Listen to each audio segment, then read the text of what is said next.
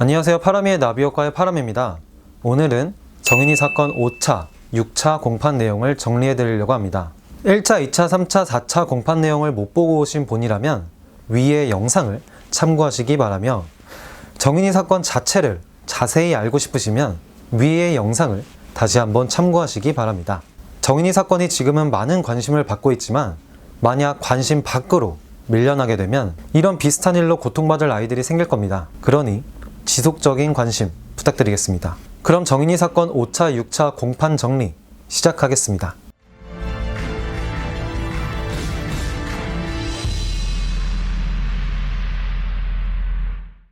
2021년 4월 7일 수요일 오후 2시에 서울 남부지방법원에서 양모인 장모씨와 양부인 안모씨에 대한 5차 공판이 열렸습니다.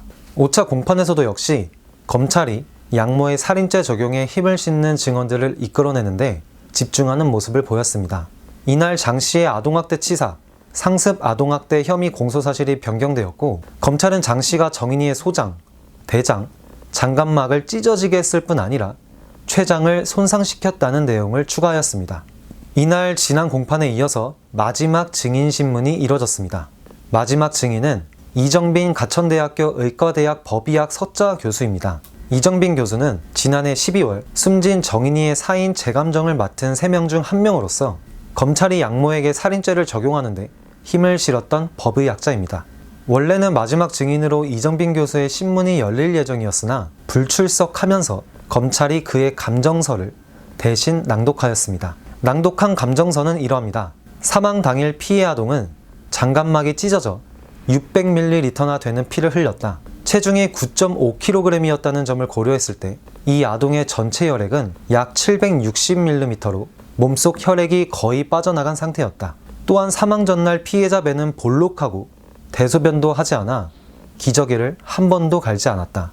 체중은 사망 당일 9.5kg으로 유니세프 광고에 나오는 아이와 비슷하게 보일 정도다. 이정빈 교수의 감정서를 보면 이번 사건의 경우 정인이가 각기 다른 이유로 적어도 2번 이상 발로 밟힌 것으로 보이며 맨발이나 양발을 신은 상태로 밟힌 것으로 추정된다고 하였습니다. 양부모 측 변호인은 재판 전날인 4월 6일 재판부에 피해자의 복부를 가끔씩 세게 때려 복부가 손상을 입은 상태에서 재차 가격해의 췌장이 끊어졌을 가능성을 배제하기 어렵다라는 내용의 의견서를 제출했는데, 이는 폭행은 인정한다는 말이었지만 양모 측 변호인은 살인의 고의가 없었고 아동학대 치사죄도 피고인이 피해자에 대한 사망을 예견하지 않았기 때문에 기본적으로 부인하는 입장이라고 밝혔습니다. 하지만 이정빈 교수의 감정 결과는 양부모 측의 주장을 반박하고 있습니다. 이정빈 교수의 감정 결과를 보면 이러합니다.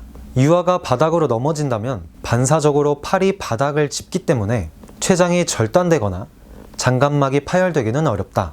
겨드랑이를 잡아 올렸다가 떨어뜨렸다고 해서 절단이 일어나진 않는다. 정인이 사망 당시 피의자가 유방 성형수술과 겨드랑이 부유물 제거 수술을 받은 상태라 팔 운동이 제한받은 상태이다. 힘이 빠져 아동을 떨어뜨릴 만큼 힘이 없다는 피해자가 팔로 타격은 불가능하고 발로 밟았다고 보는 게 타당하다. 결국 2회 이상 서로 다른 밟힘에 의해 췌장 절단과 장갑막 파열이 일어났을 것 같다. 감정 결과 머리와 얼굴, 전신에 걸쳐 뭔가 발생 시기가 다른 여러 골절이 발견된다. 넘어지는 등으로 손상되긴 어렵고 일부는 고의적이 아니라면 생기기 어려운 손상이다. 늑골 등 골절에서 심한 동통이 느꼈을 것으로 판단되는데 마땅한 치료 기록이 없다. 지난해 2월 친양자 입양 신고를 한 뒤 다음 달인 3월에 최초 신체 촬영을 했을 때 7회에 걸쳐 늑골 골절이 발생했는데 심호흡이나 가래침을 뱉거나 웃거나 울기만 해도 고통스러워서 정상 생활이 불가능했을 것이다. 입양되고 얼마 안 되고부터 고통받아 사망한 걸로 보인다. 지난 1차, 2차, 3차, 4차 공판 때와 마찬가지로 양부모는 계속해서 살인의 고의가 없었다고 하지만 모든 증언과 증거가 그들이 거짓말을 하고 있다고 알려줍니다. 이번 이정빈 교수의 감정서는 양모의 고의성을 여실히 드러내주고 있으며 정인이가 느꼈을 고통의 크기를 조금이나마 알 수 있게 해주었습니다. 이번 5차 공판에서는 이정빈 교수의 감정서 말고도 정인이 사망 당일 양모가 3차례에 걸쳐 정인이를 찍은 영상과 양부모가 아이를 학대하는 영상이 재생되었다고 합니다. 먼저 사망 당일 양모의 폭행 정황이 담긴 영상이 공개되었습니다. 이 영상에 대해서 설명을 드리면 양모는 정인이에게 영어로 eat, 즉 먹으라고 말하며 음식을 정인이에게 먹이지만 정인이가 음식을 넘기지 못하고 울먹였습니다.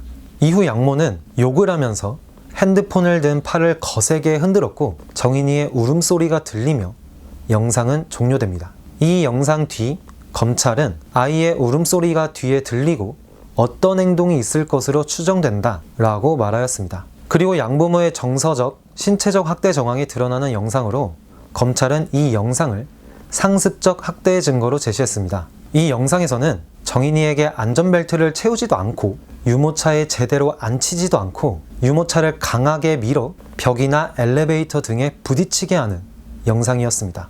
이어서 공개된 바로는 통상적으로 아이를 들어 안아 올릴 때 몸통이나 하반신을 동시에 잡고 올리지만 양모는 목을 잡았는데 양손으로 목을 조르듯이 잡아 그대로 올리기도 하고 손목만 잡아 팔채로 잡아 올리기도 했습니다. 이외에도 정인이에게 다리 찢기를 강요하는 모습을 비롯해서 양부가 정인이가 고통 속에 울고 있음에도 손을 잡고 손뼉치기를 강제하는 모습도 공개되었습니다. 이날 재판에서 영상들이 공개되자 방청석은 울음바다가 되었다고 합니다. 정인이가 고통스러워하는 모습에 방청석에서는 눈물과 탄식이 흘러나왔습니다. 양부모는 영상이 재생되는 스크린 측에서 고개를 돌리고 바닥만 쳐다보았고 양모는 울음을 훔치다가도 뭔가 떠오르는 듯이 종이와 펜을 꺼내 중간중간 무언가를 적는 모습을 보였다고 합니다. 이어서 검찰은 법정에서 정인이의 생전 멍이 든 사진을 공개하며 유연하고 표면이 부드러운 물체에 맞아 생겼을 것 같지만 작은 흉터도 보이는 것을 보면 과거에는 딱딱한 물체로 맞은 것 같다.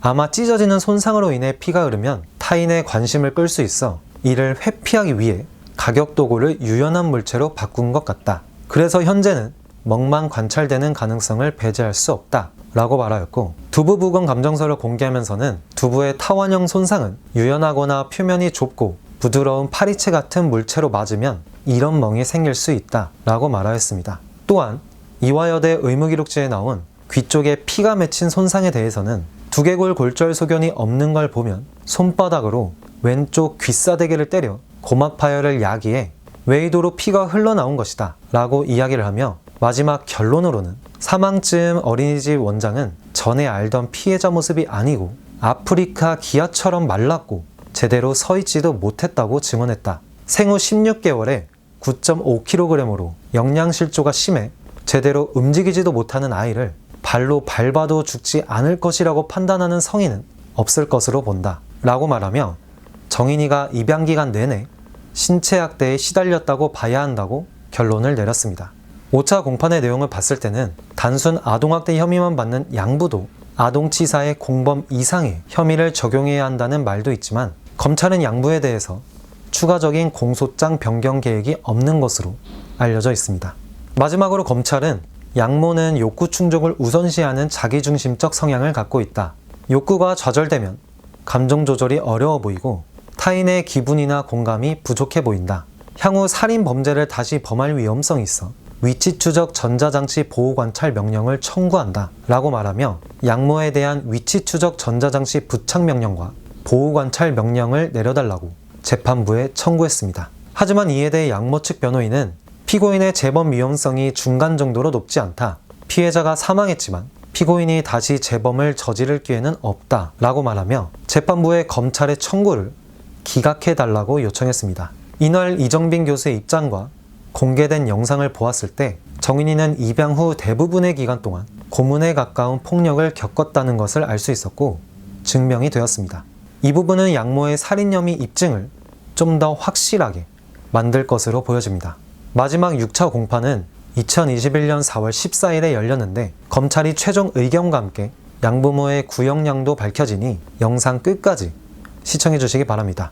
2021년 4월 14일 정인이 사건의 결심 공판인 제6차 공판이 열렸습니다. 이곳으로 정인이를 학대해 숨지게 한 양부모에 대한 재판은 마무리가 됩니다. 물론 법원의 최종 선고는 아직 남아 있습니다. 그리고 양부모가 항소를 한다면 고등법원, 대법원까지 가게 될 것입니다.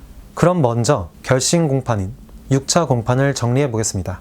이날 재판은 5차 공판에서 증인으로 채택되었던 이정빈 교수의 증인신문으로 시작되었는데요. 5차 공판에서는 불출석하였지만 양모 측 변호인의 요청에 따라 결심 공판에서 다시 법정에 서게 되었습니다. 다시 한번 말씀드리지만 이정빈 교수는 검찰이 정인이 사건 사망 원인에 대한 재감정을 인류한 전문가 3명 중 1명으로 양모가 정인이의 배를 발로 밟았을 가능성이 크다는 의견을 제시한 것으로 알려진 사람입니다. 이날은 검찰이 내릴 구형량에 대해 많은 사람들의 관심이 쏟아졌는데 결심 공판인 만큼 먼저 순서를 말씀드리겠습니다. 순서는 증인신문과 증거조사, 양부모 피고인 신문, 피고인 양모의 최후 변론, 검찰 최종 의견, 검찰의 형량 구형으로 구성됩니다. 순서대로 정리하여 말씀드리기 전에 결심 공판을 앞두고 양부는 재판부에 3번째 반성문을 제출했습니다. 양부의 반성문을 요약해보면 육아 스트레스를 받는 아내를 달래주기에만 급급했다. 아내의 방식에만 맞춰준 것이 결국 아내의 잘못된 행동을 부추긴 것 같다. 다툼을 피하고 싶어 아내를 이해하고 감싸려고만 했던 자신의 안일함과 무책임함이 아이를 죽였다. 모든 처벌을 달게 받고 평생 쏟아질 비난을 감수하며 살겠다 라고 할 수 있습니다. 요약을 해드린 부분에서도 알 수 있지만 양부는 여전히 양모의 정인이 학대 사실을 몰랐다는 입장을 유지하고 있습니다. 이에 대해 전문가들은 반성문도 본인이 범죄 사실을 인정해야 그나마 통하는 것인데 부인하는 입장이라면 형량을 낮추는 데는 소용이 없을 것이다 라고 말합니다. 그럼 이제부터 아까 말씀드린 순서대로 결심 공판을 정리해 보겠습니다. 첫 번째로 이정빈 교수의 증인신문입니다. 이정빈 교수가 증인신문으로 증언한 내용을 먼저 요약해 보겠습니다. 정인이의 췌장절단과 장갑막 파열은 아주 세게 칠 때 발생할 수 있다.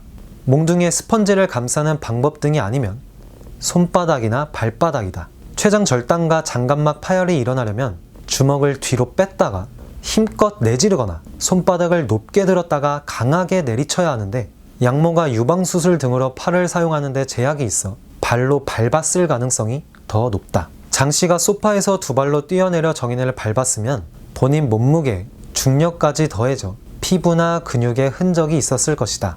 피부 표면에 멍이나 상처 등의 자국이 없는 것으로 봤을 때 양모가 순간적인 힘으로 때린 게 아니라 선체로 발로 밟았을 가능성이 크다.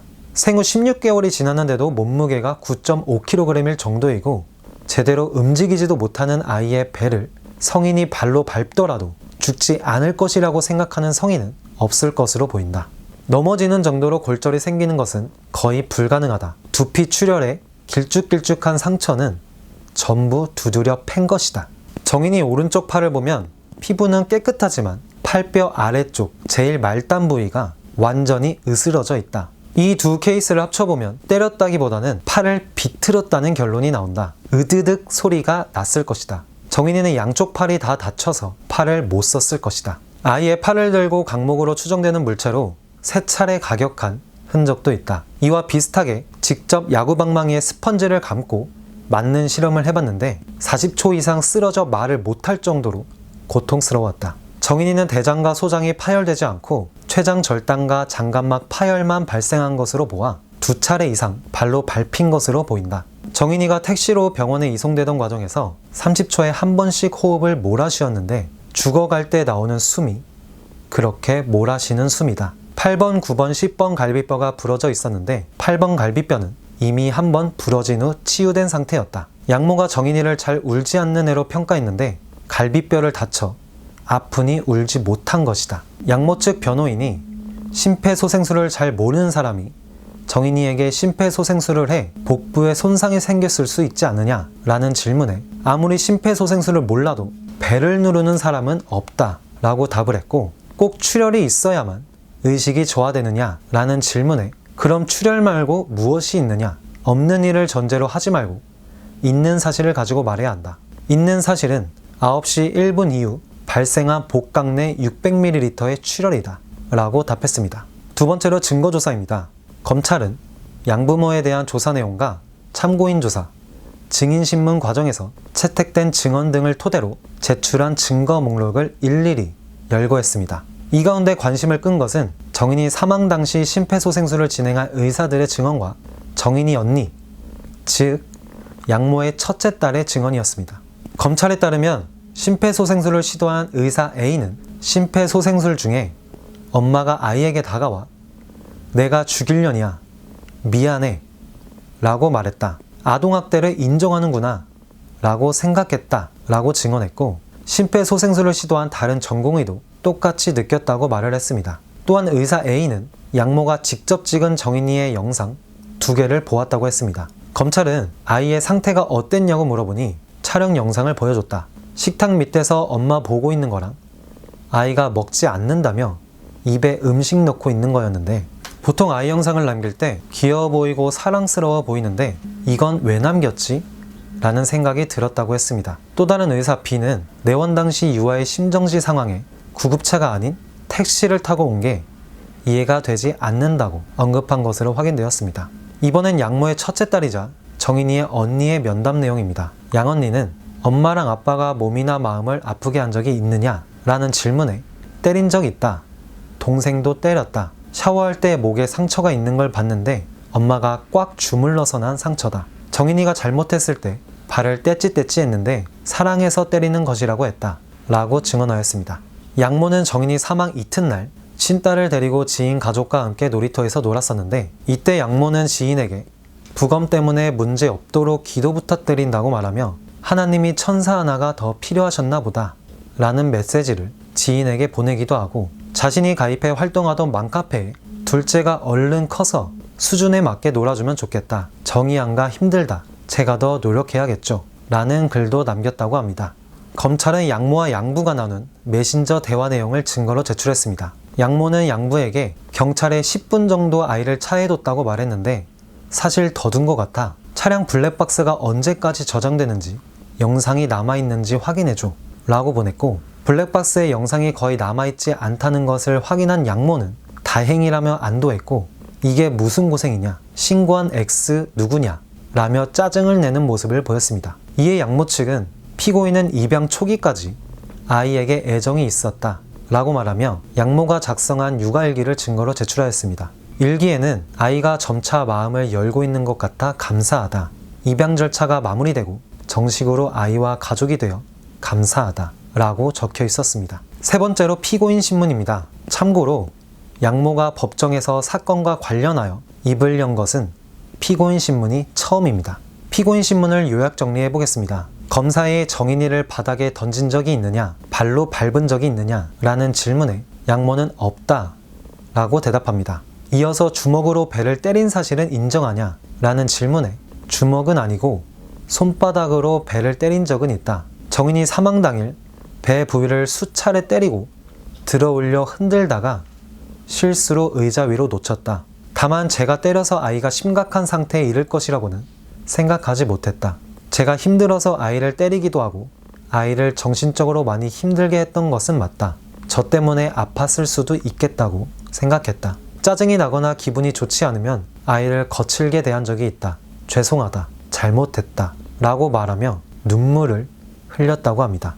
당시 폭행의 이유에 대해 양모는 열심히 만든 음식을 아이가 먹지 않아 반항하는 것인가 하는 생각이 들었다. 그동안 쌓인 스트레스도 많았고 또 학대 신고가 들어오지 않을까 하는 걱정도 있었다 라고 말을 하였고 정인이를 폭행한 후 바로 병원에 데려가지 않은 이유에 대해 아이가 졸린 듯한 모습을 보여 별일 아닌 것으로 여기고 침대에 눕혔다 라고 대답했습니다. 이어서 검사가 방금 잠에서 깬 아이가 폭행을 당한 후 졸려한다면 졸린 것이 아니라 의식을 잃어가는 것으로 봐야 하지 않느냐 라는 질문에 양모는 당시에는 그런 생각을 하지 못했다 라고 답합니다. 양부 역시 폭행 사실은 몰랐고 부모로서 아이를 돌보긴커녕 상태를 몰랐던 것은 전적으로 잘못했다 라고 선처를 요청했습니다. 하지만 양부모 변호인 측은 피고인은 첫째를 낳기 전부터 입양 계획을 세우고 있었으며 처음부터 학대하려는 마음은 없었다. 입양 초기 아이를 혼낸 것도 밥을 잘 먹게 하기 위한 훈육 차원이었다.